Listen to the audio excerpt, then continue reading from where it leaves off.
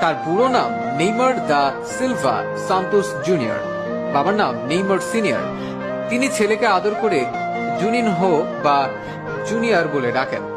বাবা নিজেও ছিলেন একজন ফুটবলার, কিন্তু সেভাবে বড় কিছু করতে পারেননি।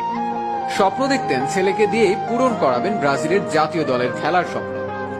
ছেলেকে বড় করে তুললেনও সেইভাবে। শিশু নেইমার হাঁটতে শেখার আগেই ফুটবলে লাথি মারা শিখে গেলেন।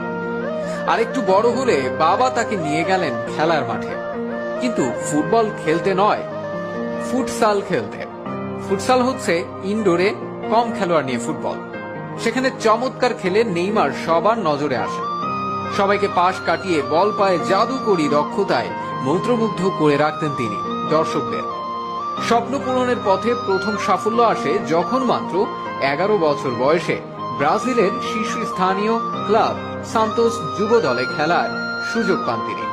2009 সালে মাত্র 17 বছর বয়সে পেশাদারী ফুটবল ক্যারিয়ারের সূচনা ঘটে। সে বছরই সেরা খেলোয়াড় হিসেবে অ্যাওয়ার্ড জিতে নেন তিনি।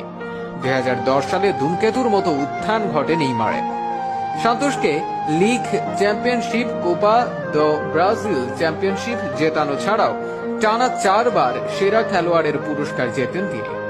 2011 সালে সান্তোসকে 48 বছরের ভেতর প্রথমবারের মতো কোপা চ্যাম্পিয়নশিপ জেতানোর পথে নেইমার এমন একটি অসাধারণ গোল করেন যেটি ফিফা বর্ষসেরা গোল হিসেবে মনোনীত করে। এছাড়া সেরা খেলোয়াড়ের দৌড়ে শুধু ব্রাজিলের নয়, গোটা দক্ষিণ আমেরিকায়